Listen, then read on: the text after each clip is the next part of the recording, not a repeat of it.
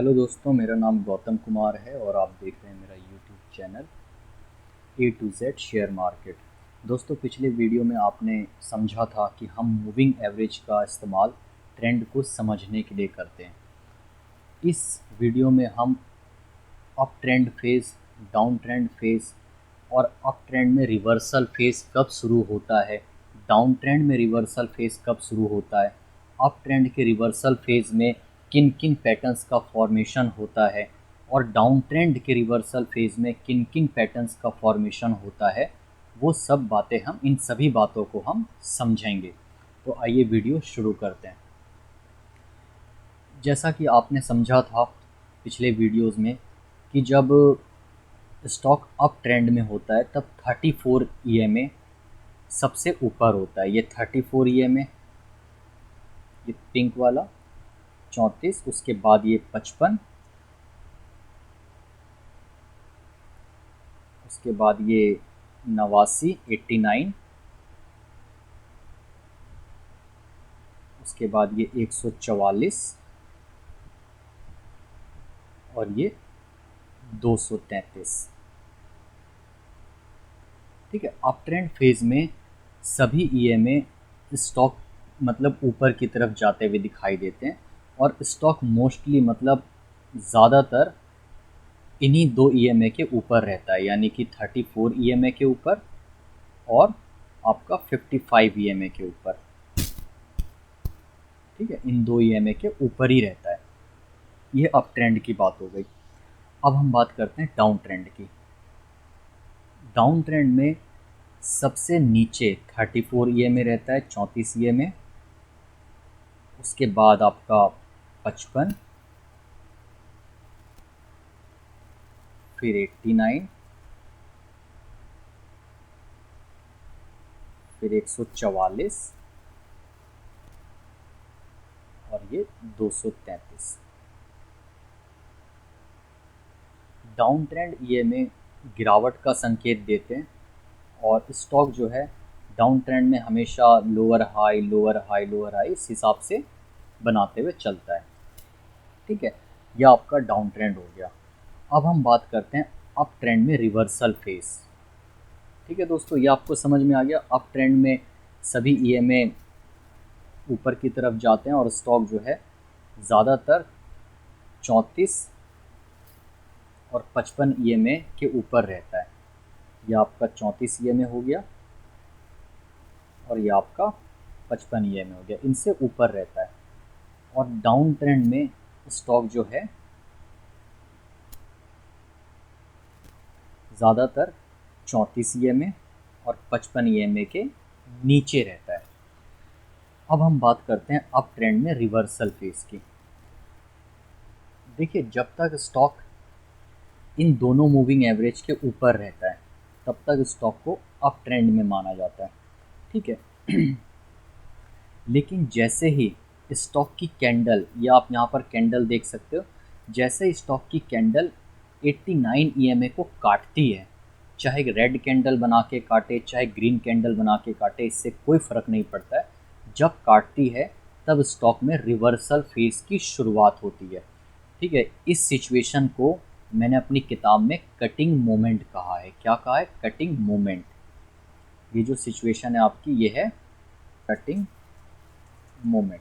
ये आप दोस्तों याद रखिएगा, ये शब्द बहुत इंपॉर्टेंट है, इसी से आपको सारी चीज़ें समझने में आसानी रहेगी। तो सिंपल शब्दों में कहूँ तो जब अप ट्रेंड में स्टॉक की कैंडल 89 ईएमए को काटती है तो ऐसा माना जाता है कि अब स्टॉक में कटिंग मूवमेंट हो चुका है और अब रिवर्सल फेज की शुरुआत हो सकती है। तो अप ट्रेंड में रिवर्सल फेज की शुरुआत जब होती है, यानी कि जब कटिंग मोमेंट होता है, तब अप ट्रेंड में 3 पैटर्न्स का फॉर्मेशन होता है। बहुत ध्यान से आप समझिएगा। सबसे पहला पैटर्न है हाफ डबल टॉप पैटर्न, दूसरा पैटर्न है डबल टॉप पैटर्न और तीसरा पैटर्न है एक्स्ट्रा डबल टॉप पैटर्न। ठीक है, इन तीनों पैटर्न्स को बनाकर स्टॉक गिर सकता है, किसी भी पैटर्न को बना सकता है लाइव मार्केट में। हम या आप नहीं बता सकते कि कौन सा पैटर्न बनेगा। जैसे यहाँ पर आप देख सकते हो, अप ट्रेंड में कटिंग मूवमेंट के बाद, ये अप ट्रेंड चला आ रहा है, अप ट्रेंड में कटिंग मूवमेंट के बाद स्टॉक ने जो है एक्स्ट्रा डबल टॉप पैटर्न बनाते हुए गिरा है stock index, sorry Nifty index की मैं बात कर रहा हूँ। तो index extra double top pattern बनाते हुए गिरा है। तो हमारा यहाँ पर पहला टॉपिक कंप्लीट हो गया। जब स्टॉक 34 और 55 ईएमए से ऊपर हो और सभी ईएमए ऊपर की दिशा की ओर जाते हुए प्रतीत हो, आपको दिखाई दे, तो स्टॉक अप ट्रेंड में है। और अप ट्रेंड में जब स्टॉक आपका 89 ईएमए को काट दे, तब रिवर्सल फेज की शुरुआत होती है। ठीक है, उम्मीद है दोस्तों ये कॉन्सेप्ट आपको क्लियर हो गया होगा। अब हम बात करते हैं डाउन ट्रेंड की। डाउन ट्रेंड में जब तक स्टॉक्स 34 और 55, 34 और 55 ईएमए के ऊपर रहता है, सॉरी नीचे रहता है, जब इन दोनों ईएमए के नीचे रहता है तब तक स्टॉक को ट्रेंडिंग मोमेंट में माना जाता है, यानी क्लियर कट डाउन ट्रेंड में माना जाता है।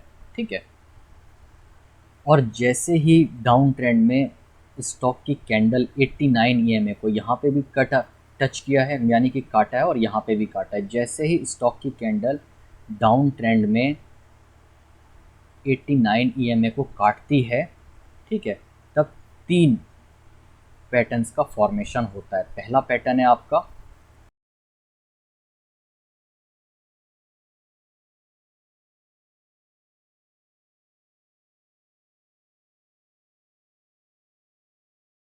इन 3 पैटर्न का फॉर्मेशन होता है। ठीक है, यहाँ पर आप देख सकते हैं,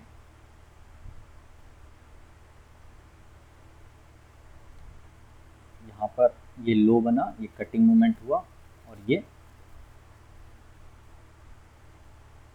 ठीक है, उसके बाद फिर इस ट्रेंड को अगर पकड़ें तो यहाँ पर कटिंग मूवमेंट हुआ, और उसके बाद फिर स्टॉक ऊपर। तो यहाँ पर दोनों बार स्टॉक्स ने, सॉरी इंडेक्स ने, निफ्टी इंडेक्स ने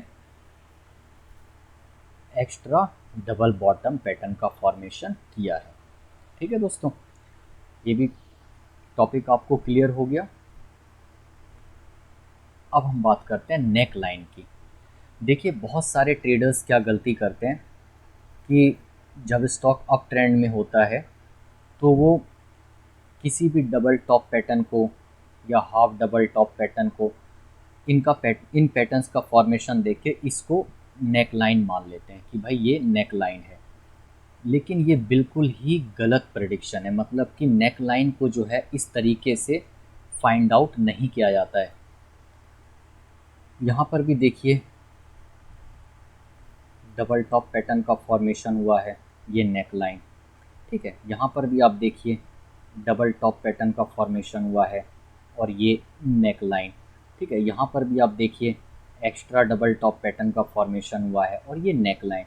इस तरीके से नेक लाइन का अंदाज़ा लगाना लाइव मार्केट में या वैसे भी बिल्कुल गलत है। आप मेरी बात को समझ पा रहे होंगे। नेक लाइन का फॉर्मेशन हमेशा कटिंग मोमेंट होने के बाद होता है। जैसे यहाँ स्टॉक इंडेक्स अप ट्रेंड में है, निफ्टी इंडेक्स अप ट्रेंड में है, तो ये कटिंग मोमेंट हुआ और उसके बाद यहाँ पर गया स्टॉक, अब ये हमारा नेक लाइन हो गया। ठीक है, आप समझ पा रहे हैं, कटिंग मोमेंट के बाद जिस भी लो पॉइंट से स्टॉक 61 हाई या हाई को ब्रेक करे, उसी लो लेवल को नेक लाइन माना जाता है। इसको हम नेक लाइन मानेंगे। अब इसको स्टॉक ने कहाँ तक फॉलो किया है वो आप आगे देखिए। ये नेक लाइन का ब्रेकडाउन हुआ, लेकिन ब्रेकडाउन फेल हो गया। ठीक है, तो सबसे पहले मेरा आपको सिखाने का मकसद ये है कि आपको नेक लाइन सिर्फ डबल टॉप या हाफ डबल टॉप या एक्स्ट्रा डबल टॉप देखकर नहीं अंदाज़ा लगाना है कि यही नेक लाइन है। और उसके बाद फिर क्या करते हैं सेलर, जैसे ये नेक लाइन ब्रेक होता है और फिर शॉर्ट पोजीशन बना लेते हैं। ये नेक लाइन ब्रेक हुआ और शॉर्ट पोजीशन बना लेते हैं। ठीक है। और यहाँ पर आप कई बार देखोगे नेक लाइन का ब्रेकआउट जो है वो, ब्रेक डाउन जो है वो फेल हुआ है। यहाँ पर आप देखिए कई बार फेल हुआ है।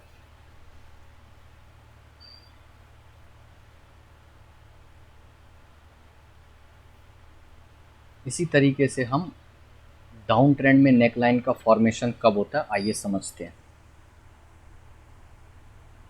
ये स्टॉक डाउन ट्रेंड में है। डाउन ट्रेंड में कटिंग मोमेंट होने के बाद जिस भी हाई लेवल से, यानी कि ये आपका लोअर हाई लेवल है, जिस भी लोअर हाई लेवल से स्टॉक 61%, ठीक है, फिबोनाची 61% या 78%,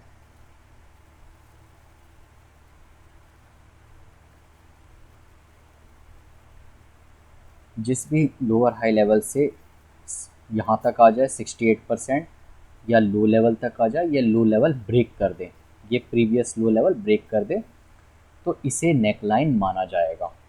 ठीक है। यहाँ पर आप देखिए, यहाँ पर आप देखिए